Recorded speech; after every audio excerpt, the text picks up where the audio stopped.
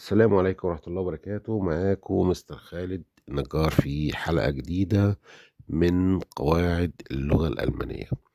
الحلقة دي بالذات مهمة جدا. ليه؟ لأن أخطر حاجة في اللغة الألمانية هي حروف الجر. ودايما حتى يا جماعة اللي هم أقول لكم على حاجة بقى مفاجأة. الناس اللي هي الألمان الأصليين يعني بيتلخبطوا في الموضوع ده، وأحيانا اللي دارس قواعد بيتكلم أحسن منهم في إطار حروف الجر. قبل ما نبدأ يا جماعة ندوس لايك ونفعل جرس التنبيه ونعمل مشاركة عشان الجميع يستفاد. دلوقتي قصادنا في فوهن إلى أين، وفي فو أين، وفي فوهير معناها إلى أين. فوهير معناها إلى أين. طيب دلوقتي الحاجات دي كلها أماكن، يعني أنا لما أروحها أقول إيه؟ أقول إلى. شفتوا بقى إن كينو يبقى لها إلى غير فيزا، غير دوتشلاند، غير ماينا موتا، غير ريجن، غير الناحية التانية الناحية الشمال لينك زايت، وهكذا. لما أقول أين هجاوب بإيه؟ بفي.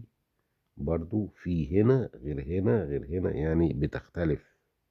إذن كل مكان ليه حرف جر للأسف. هي دي صعوبة اللغة الألمانية. طبعا لما بتتقدم في اللغة الألمانية بتعرف إن في مشاكل كتير في القواعد. يفضل إن أنت تحفظ الحلقة دي كويس جدا. فوهر معناها من أين. لما أخرج من السينما أقول إيه؟ لما أجي من الجناين أقول إيه؟ لما أجي من ألمانيا أكون قادم من ألمانيا أقول إيه؟ من عند ماما أقول إيه؟ من المطر أقول إيه؟ وهكذا. هنشوف دلوقتي حاجات جاهزة على طول، بحيث إن حضرتك أول ما تشوفها تحفظها. دي ما فيهاش كلام، دي ما تتفهمش، تتحفظ على طول. أوكي نبدأ بقى. فوهن إنسكينو، فو إمكينو، woher aus dem Kino. Wohin auf die Wiese, wo auf der Wiese, woher von der Wiese. Wohin nach Deutschland, wo in Deutschland, woher aus Deutschland.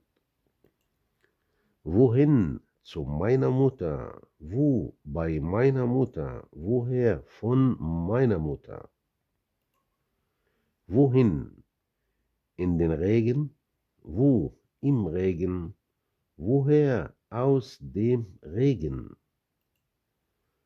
Wohin auf die linke Seite, wo auf der linken Seite, woher von der linken Seite. Wohin zum Schwimmen, wo beim Schwimmen, woher vom Schwimmen. Wohin an die Bushaltestelle, wo an der Bushaltestelle, woher von der Bushaltestelle.